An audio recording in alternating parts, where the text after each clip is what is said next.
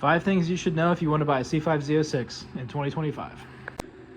So an honorable mention before we get into the list of 5, they are old cars. At this point, whether you're buying a C5 or a Z06, you know, a base C5 came out in 97. They are 28 years old this year.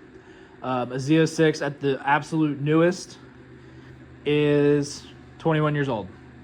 It's unfortunate, but they are in a lot of states classics. So on this car, this whole piece here is actually your windshield seal, even though it goes well beyond the length of the windshield. And believe it or not, the hardtops leak a ton. Target tops do too, but the hardtops are worse and no one suspects it, myself included. When I bought the car, the carpet was wet. The guy said, oh, we just ran it through detail. That's why the carpet was wet. That was not why the carpet was wet. The windshield was leaking the whole time. So there's the body of the car, a gasket, this molding that holds the gasket to the body, your weather strip channel, and then the weather strip. Anytime a windshield's replaced, that needs to be redone. But over time, the gasket just breaks down and they leak water. It'll run down this, drip out through here, drip right on your foot into the floorboard. It's not a good time. It happens on both sides. Which also brings me to my next point. Anything Z06 related that is like Z06 or FRC specific is really hard to find.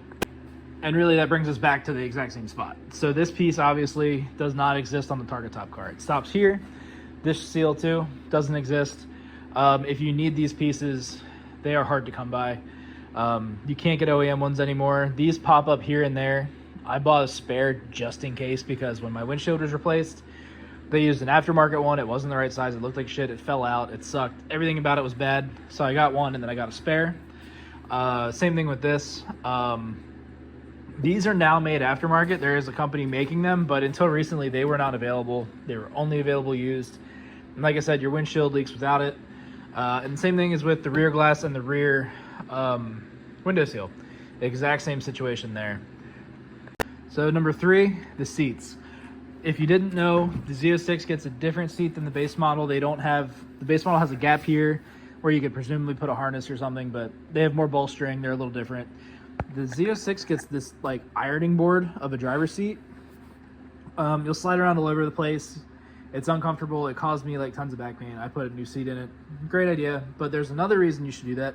They have seat rocking issues where you can see like the frame of the seats actually crack or they pull the threads out of the tracks. It's a super common problem. It's something you should be aware of when you're gonna buy one. Number 4, every panel is removable easily except the roof and the rocker panel. So this piece here is very commonly cracked on C5s and C6s and really like any car that's this low and this long. They are not easily removable. They're glued on. They do come off. It's just a pain. Same thing with the roof. The roof can come off. It's a whole bunch of body putty and bolts, and it's a big mess. And a lot of people say they're hard to get off in one piece, but it is removable. Same thing with the rockers. They are extremely hard to get off in one piece. So if you're looking at a car and it's got damaged rockers, don't think it's just an easy part that you're going to get painted and bolt right on. They are actually intertwined into the structure of the car. And if you follow Cletus McFarland in his build, the Leroy car, still had the rocker on it, I think up until recently. So food for thought. In addition to that, the quarter panels are removable. It's super common for people to take these off and put flared ones on.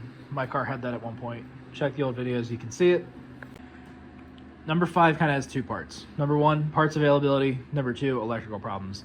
These cars were plagued with weird grounding issues and stuff. You can go through and clean the grounds, add additional grounds. That's not really a big deal. What does become a bigger deal is when you own the car and you set lots of ABS codes due to module communication problems. It's super common for the EBCMs to go out in these cars, and you just have constant check engine lights. The nice thing is on the 01 and later cars, you can get the module fixed. It's usually salvageable. The 97 to 2000 cars have a different model. I don't think there's a way to repair them. A lot of the times it's people looking for good used parts, which I personally avoid. My logic has always been if it's used and mine broke, the used one will probably break in a similar amount of time. So if you have a 70,000 mile car and it broke and you buy one with 60,000 miles on it, there's a good chance it's going to fail within that same range. But obviously you have to do what you have to do. Just generally speaking, the parts availability is way better for the 01 and later cars. And they're just overall just nicer cars. They got a couple more updates and stuff that made them a little nicer. Another honorable mention for things I think people should know before they buy a C5. It depends on your goals, but tuners are getting harder and harder to come by.